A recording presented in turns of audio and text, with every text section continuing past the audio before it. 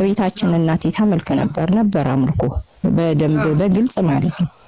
ያን ግን እሷ ተታ አሁን ነፍሷን ይማርና ሞታለች። መነኩሴም ነበርሽ፣ መንኩሳ ነው የሞተችው። እኔም ቆራቢ ነኝ። እግዚአብሔር የተመሰገነ ይሁን። በየጊዜው ነሳዩ እርሶ ቆራቢ ነኝ፣ እኔም ቆራቢ ነኝ። ሰራተኛ ነኝ ግን ያው ቆራቢ ነኝ፣ አይከለክልም እግዚአብሔር። እግዚአብሔር እንኳን ለዛ በቃሽ። አሜን። እግዚአብሔር ጋር መቅረብሽ መባረክ። አሜን። ሰላም ቤተሰቦቼ እንዴት ናችሁ? ሁላችሁም በያላችሁበት የእግዚአብሔር ሰላም ከኔም ከናንተም ጋር ይሁን። እመቤቴ የዘራይቆ እመቤት የዋሻዋ ንግስት ለአባ ኤፍሬም ለአባ ያራቆስ የተለመነች ወላዲት አምላክ ወላዲተ ቃል ለሁላችንም ትለመነን አለው ትበለን። ከዚህ ካለንበት መከራ መቅሰፍት ቅዱስ ሚካኤል ቅዱስ ገብርኤል ያውጡን። የሰራዊት ጌታ ኃያሉ አምላክ ይጠብቀን። ዛሬ በአዲስ ቪዲዮ ነው የመጣሁት። በጣም በሚገርም እመቤቴ እንደኔ አይነት በጣም በብዙ ፈተና መከራ ያሉ አሉ፣ የወጡም አሉ። አሁን አዲስ ፋሽን ሆኖ የመጣው ትውልድ ወዴት እየሄደ ነው? በጾም በጸሎት በንስሐ በስግደት በቅዱስ ስጋውና በቅዱስ ደሙ መዳንን የሚፈልግ ትውልድ እየጠፋ ነው። ስለዚህ እስኪ ይህንን ቪዲዮ ተመልከቱትና ለማብራራት ወደ እናንተ እንምጣ። ብዙዎቻችሁ አጥማቂያን ትሉናላችሁ። እኛ ከአጥማቂያን ጋር ችግር አለብን የለብንም ሳይሆን ካለብን ፈተና መከራ ችግር በመተት ተይዘን ነገሮቻችን ድብልቅልቅ ላሉብን ወዴት እንሂድ? ሲያስተምሩን ለምን? እሺ እናንተ አስተምሩን። አሁን ይህንን ትውልድ እየሰማችሁት ኑ። እንግዲህ ይህ ትውልድ አሁን ምልክት ፈላጊ ሆኖ በመዘብዘፍ በመርጨት በመጠጣት በምን ውስጥ ያለ ነው? እነሱንስ ምን ትላላችሁ? እናንተ አጥማቂያን እያላችሁ የውሸት አባቶች እያላችሁ ከምታሳድዱ እስኪ እነዚህን መርጌታ ወይም ደግሞ የባህል ሕክምና ወይም ደብተራ በብዙ ስም ተሰይመው ዘመናዊ ሆነ የመጡትን በዚህ መዳን ይመጣል፣ እናት ከልጅ ይታረቃል፣ ስጋ ደሙን ተቀበላችሁ አልተቀበላችሁ ችግር የለውም እየተባለ በሚሉ ሰዎች ላይ ምን መፍትሄ አላችሁ? ይህንን ቪዲዮ ስለማንም ሰው እየገባ ያው እንግዲህ መተተም ይኖራል ብዬ አስባለሁ። እኔ ተጣልተን ነበር ብዙ ጊዜ የሚረጫጨውን መረጫጨሁ ቪዲዮ ረዘም ስለሚል እሱን ካልኩ በኋላ ደግሞ ዘፈዘፍኩ። ሽማግሌ ልኮ እናት ያጥፍቻለሁ ይቅር በይኝ ብሎ መተታታ። ለማንኛውም ያለው እጅግ የሚገርም ሴትዮዋ የምትናገረውን እንግዲህ አውቃም ይሁን ሳታውቅ ይሁን አላውቅም በቅዱስ ስጋው በቅዱስ ደሙ የታተመች በቅዱስ ስጋው በቅዱስ ደሙ የከበረች እህታችን ናት። እንግዲህ ቅዱስ ስጋውና ቅዱስ ደሙ ይሄንን ነገር ነፃ ሳያወጣት በአንድ ወር መዘፍዘፍ በአንድ ወር ቤት በመረጨት እናትና ልጅ ታርቀዋል። ይህ ከምን አንፃር ነው? ከዚህ በኋላ ሁላችንም እንማማራለን። ከሳውዲ አረቢያ እስከ ኢትዮጵያ ድረስ ስንከራተት የነበረው እውነት ኢየሱስ ክርስቶስ ነው ወይስ ጥላቴ ዳቢሎስ? ማን ነው ሲያንከራተተኝ የነበረው? ለምንድን ነው የማንነቃው? እህት ወንድሞቼ አሁን እዚህ ጋር የምትሰሙት ከምን አንፃር ነው? ሴትዮዋ ፈልጋም ሳትፈልግም ሊሆን ይችላል። ነገር ግን ያለንበት መከራ በጾም በጸሎት ማሸነፍ እያቃተን ነው ወይ? ዳቢሎስን በመርጨት ቀበርቾ በመዘብዘፍ እንቧይ በመዘብዘፍ ምን በመዘብዘፍ መዳን ይቻላል ወይ? ይህንንስ ለምንድነው የማትቃወሙት? ጾሙ፣ ጸልዩ፣ ስገዱ፣ ንስሐ ግቡ፣ ቅዱስ ስጋውን ቅዱስ ደሙን ተቀበሉ፣ በቤተ ክርስቲያን ጸንታችሁ ኑሩ፣ ዘፈንና ጭፈራ ዳንኪራ አያስፈልግም የሚሉትን አባቶች ለምንድነው የምትቃወሟቸው? እናንተ እነማን ናችሁ? ቀጥሉ። ይሄንን ቪዲዮ እስከ መጨረሻው ስሙት። ማርያምን እኔ በዚህ አጋጣሚ እህታችንን ለመቃወም ወይም ለመደገፍ ሳይሆን እህታችንም በምን ውስጥ ነው ያለችው? ይህ የባህል ሕክምና ማን ሰጠን? ደብተራ ወይስ መሪጌታ? ማን ነው? አዳም ወይም ሔዋን ዕፀ በለስ በልተው ነው ሞትን የቀመሱት? ግን በክርስቶስ ክርስቲያን የሆንን ሰዎች ቅዱስ ስጋውን ቅዱስ ደሙን ስንቀበል በእግዚአብሔር ቤት ጸንተን ስንኖር መተተኞችም ሟርተኞችም እንዲሁም ስር በጣሽ ቅጠል በጣሾችም እነሱን ጥለን የዘላለም ሕይወትን ተጣብቀን ከእግዚአብሔር ጋር እንሆናለን የመንግስቱ ወራሽ እንሆናለን ማርያምን ነው የምነግራችሁ እኔ በብዙ ፈተና ውስጥ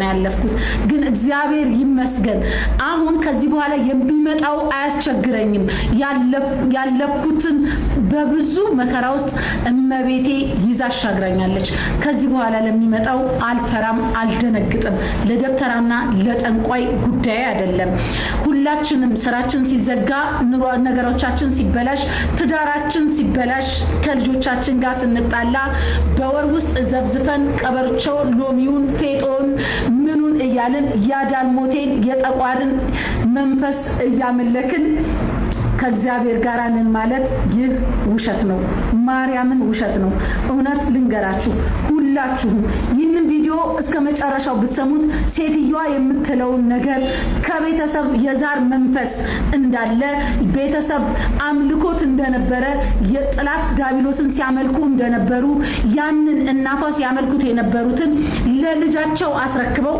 አሁን ላለው ልጃቸው አስረክበው ከዛ በኋላ እሳቸው ወደ ምንኩስና ሄደዋል አለች ይችኛዋም ደግሞ መድኃኒቱን ሲቀመም ብዙ ግብር ያስፈልጋል እያለች ነው እንግዲህ ምንና ምን እንደሆነ ሁላችንም እንወጣ እመቤቴ አሰልጥኝን እባክሽን በሏት ከመቤቴ እቅፍ አትውጡ ማርያምን አትውጡ ማንኛችሁም ልትቃወሙኝ ትችላላችሁ እኔ ግን ከደረሰብኝ ፈተናና መከራ ነው በማንኛውም ይህንን ቪዲዮ ተመልከቱት እስከ መጨረሻው ተከታተሉት ከዛ በኋላ እኔም የምቀጥለውን እቀጥላለሁ አዳምጡት ይቅር በይኝ ብሎ መጥቶ ተታረቀን ይሄማ በደንብ የሚያስብላል ብያለሁ በጣም ደስ ብሎኛል ማርትዬ ያው ከዛቱን ይቅርታ ልጅ እናት ናት እንደ ይቅርታ የምትጠይቀው እንደዚህ ነው የምናስብለው እሺ ይቅርታ አድርግልኝ ብሎ ሽማግሌ ይዞ መጥቶ ግሬ ላይ ወድቆ እየሰማችሁ ብሎ ቆራቢና ሴትየዋ ታረቀን ስጋውና ቅዱስ ደሙ የኢየሱስ ክርስቶስ እሱ ስላላዳናት በአንድ ወር በመዘብዘፍ ልጇ ሰላም አውርዶ እርቀ ሰላም ፈጠረ ቃላት ያጥሩኛል መናገር ራሱ በጣም እንትን ይለኛል እውነት በጣም ነው ከሚከፋኝ እሱ ብቻ ነው ያለኝ አለቅስ ነበር ለማንም አልነግርም ቤተሰብ አለኝ ቤተሰብን ያለኝ እንደሌለኝ ነበር በቃ ተክናቱን ቁጭ አድርጎ ከሌላ ቤተሰብ ጋር ወዳጅ ሆኖ ስታይ በጣም ተናደጀልሽ ያን ሁሉ በቃ ለእግዚአብሔር ትቼ አለቅስ ነበር ያንን ካረኩ ሁሌ እከታተልሻለሁ በጣም ነው የምከታተልሽና ምንም ነገር አላወራም እንዴት አላችሁ እንዴት አመሻችሁ ብዬ ገባለሁ ያው ኮምፕሊት ካረጋለሁ ከዛ በቃ ይሄን እንደዚህ ያረኩኝ መረጫ ጠያቄም አልጠየቅኩም ያው ዩቲዩብሽንም ስለምከታተል ውስጥ ገብቼ ስለማይ መረጫጫውንም አረኩኝ ይሄንን ደግሞ ዘፈዘፍኩኝ ገዝቼ ገና በ25 ነው ዘፈዘፍኩት ወሩ ገና በ25 ነው እሺ እግዚአብሔር ይመስገን ታሪክ ተቀየረ አሁንም ይገልበጥ በደንብ ታሪክ እግዚአብሔር ይመስገን አሜን እግዚአብሔር ከእግዚአብሔር በታች እግዚአብሔር ይስጥሽ በእውነት ልጆችሽ ይደጉልሽ የፈለግሽው ቦታ ድረሺ እውነት የሰው ደስታ ነሽና መቤቴ ካንቺ ጋር ትሁን ደስ ብሎኛል በቃ መናገርም ራሱ አልችልም ሁሌም እገባለሁ እያልኩኝ ውስጤ እንትን ስለሚል በቃ እንትን እያልኩ ነው ደስ ብሎኛል እግዚአብሔር ይመስገን ያኮርፍሽ ነበር ልጅ ጣላት በቃ ጣላት አታውቂም የስንት ዓመት ልጅ 26 ዓመት 26 ዓመት ጎረምሳ ነው በጣም አንዳንዴ አትረገሙ እንትን እኮ ነው መጥፎ ልጅ እኮ አሳድጋችሁ አይደለም ዋጋ ከፍላችሁ ለፍታችሁ ያሳደጋችሁ ልጅ ነው አብዛኛው እንደዚህ የሚሆነው እውነቴ ነው እኔ ማርትዬ በጣም ከምንፈስ አምልኮ ድግምት መተት ምናምን ነበር አምልኮ ነው ጊዜም እንዳልፈጅብሽ ብዬ ነው እንጂ አምልኮ ቤታችን እናቴ ታመልክ ነበር አምልኮ በደንብ በግልጽ ማለት ነው ያን ግን እሷ ተታሁን ነፍሷን ይማርና ሞታለች። መኖክሲም ነበርሽ መንኩሳ ነው የሞተችው። እኔም ቆራቢ ነኝ። እግዚአብሔር የተመሰገነ ይሁን። በየጊዜው ነሳዩ እርሶ ቆራቢ ነኝ። እኔም ቆራቢ ነኝ። ሰራተኛ ነኝ ግን ቆራቢ ነኝ። አይከለክልም እግዚአብሔር። እግዚአብሔር እንኳን ለዛ በቃሽ። መታደል እግዚአብሔር ጋር መቅረብሽ መባረክ። አሜን። እውነት ነው። ምን ያህል ጊዜ አቆርጥሽ? በጣም ብዙ ጊዜ በቃ እድሜ ልካችን ማለት ትችያለሽ እኮ። ዝም ብሎ ያቆርፍሻል? ይኸውልሽ እንደው በሰፊው ሌላ ጊዜ እንትን እንዳልብሽ ጊዜ እንዳልወስድብሽ ነው እንጂ ነገር ልንገርሽ በቃ። እና አሁን ዛሬ ደህና ከሆነ ነገ ደግሞ ያኮርፈኛል። አንድ ሳምንት ደህና ከሆነ ሌላ ቀን ደግሞ ያኮርፈኛል። ከሚገርምሽ ከበቃ ከልጅነት አውቆ ልጅነቱን በቃ ይሄ ወጣት ከሚባል ሰዓት አንስቶ የዘመድ ቤተሰቦችን ወሬ ይሰማል። ምን እንደሚሉትም አላውቅም። ምንም የበደልኩት ነገር የለም። የቤቱም አምልኮ ስላለ እናቴ ስትተው አምልኮን ስትተው ለሱ ነው ያስጣለችው፣ ጣል ብላ ማለት ነው። እና ሁሌ ውስጤ ይጠራጠር ነበረ እሱ እንትን ይላል እሱ ላይ እንትን ይላል ብዬ ማለት ነው። ያው የፈራሁትም አልቀረም።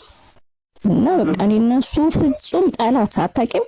እናትና ልጅ ሳይሆን ጠላት በቃ ነበር ምን ነው ማለት ነው። በጣም አለቅስ ነበር ከሚገርምሽ። በጣም በቃ አርሴማ ሄጄ ውስጥ ሆዴ ውስጥ ድንጋይ ጨምሪልኝ ብዬ አልቅሻለሁ ከሚገርምሽ። ይህ ልጅ እንግዲህ ይሄን ሁሉ ነገር ጣዖት አምልኮ እናቱ ወይም አያቱ ያሳደጉት ወደሷ አስተላልፈዋል፣ የሷ እናት ማለት ነው። ስለዚህ ይህንን ሚስጥር እንዴት ነው መፍታት የሚቻለው? ይህ ልጅ ዛሬ ሰላም ብሎ ገብቷል፣ ይቅርታ ጠየቀ፣ ሰላም አወርዳችኋል። ግን ሰላሙ ከመንፈስ ቅዱስ እንዳልሆነ ታውቃላችሁ ሁላችንም። አሁን ያስታረቃት ማን ነው? የተዘፈዘፈው በወር ዘብዝፈው በተረጨው በምን ባለው ነው እንጂ በመድኃኔዓለም በኢየሱስ ክርስቶስ ወይም በእናቱ ምልጃ ሰላም ይውረድ ተብሎ እናትና ልጅ አልታረቁም። ያስታረቃቸው ያ ሲያጣላቸው የነበረው ዲያብሎስ ዛሬ አስታረቃቸው። እሺ ይሄ ልጅ ነገር ጥፋት ቢያጠፋ አሁን ብዙ ጊዜ የምንሰማው ነገር አለ አይደለም? የምንሰማው ምንድነው? ልጅ እናቱን ገደለ፣ አባት ልጁን ገደለ፣ እናት ልጇን ቀበረች፣ ገደለች፣ እንዲህ አረገች እየተባለ ይባላል። አዎ ሁላችንም የምንሰማው ነው በሚዲያው ላይ። እነዛ ሰዎች ከምን አንፃር ነው ልጆቻቸው ላይ ሲፈርዱ የነበረው? ወይም አባት ልጁ ላይ ሲፈርድ የነበረው? አባት የ2 ዓመት የ6 ዓመት ልጁን ደፈረ እየተባለ ሲባል የነበረው ከምን አንፃር ነው? አሁን ይሄ ልጅ ሰላም አውርዷል። አንቺ ሰላሙ ብቻ ነው የታየሽ። እውነቴ ነው። እንደው ይሄ ቪዲዮ ከደረሰሽ ልብ ብለሽ አዳምጪ። አንቺ ሰላሙ ብቻ ነው አሁን የታየሽ። ሰላምታ ከሱ ጋር አውርዶሻል። ነገር ግን ይሄ ልጅ ወይ ቢያጠፋሽ ወይ ብታጠፊው ማን ነው ተጠያቂ? አየሽ፣ ያስታረቀሽ ጠላትሽ ዲያብሎስ እንጂ መድኃኔዓለም ኢየሱስ ክርስቶስ ገብቶ ሰላም ለእናንተ ይሁን በሉ እርቀ ሰላም ተብሎ በአባቶች በሰላምታ አይደለም። ገብቷቸዋል አይደለ? የታረቅሽው ጠላት ዲያብሎስ አጣላሽ፣ ጠላት ዲያብሎስ አስታረቀሽ። እንደኔ ግን አንቺ በጾም በጸሎት በስግደት አሁን ባለሽበት ቅዱስ ሥጋውን ቅዱስ ደሙን እየተቀበልሽ ጸቡ ይሻልሽ ነበረ። ምክንያቱም እግዚአብሔር እኛንን እንጂ የቸኮልነው እግዚአብሔር አልዘገየም፣ ይመጣል፣ ያስታርቀናል። ማንኛችንም ትዳራችን ተበጥብጦ እኮ እግዚአብሔር አስታርቆናል። ሰላማችን ጠፍቶ እግዚአብሔር ሰላማችንን መልሶልናል። ማህፀናችን ተዘግቶ እኮ ማህፀናችን ተከፍቶልናል። እኛ ስለምንቸኩል እንጂ እግዚአብሔር ስለዘገየ አይደለም። እውነት ቅዱስ ሥጋውን ቅዱስ ደሙን የተቀበልሽ እህቴ እንዴት በአንድ ወር ቅጠላ ቅጠል በመዘብዘፍ ታሪክ እንዴት ይቀየራል? ለማንኛውም ይሄንን ቪዲዮ የሰራሁት ለምን እንደው ታውቃላችሁ? እኔ እነሱን ለመቃወም ለመደገፍ ሳይሆን ዛሬ አጥማቂያን እያላችሁ ለምትሳደቡ ሰዎች እሺ ምን እንሁን? በዚህ መንገድ እንቀጥል? ሳር ቅጠሉን እየዘፈዘፍን ቀበርቾ እየዘፈዘፍን ፌጦ እየዘፈዘፍን እንቧይ እየዘፈዘፍን በዚህ እንቀጥል ወይስ በንስሐ በስጋ ደግሞ እንቀጥል? በየትኛው እንቀጥል?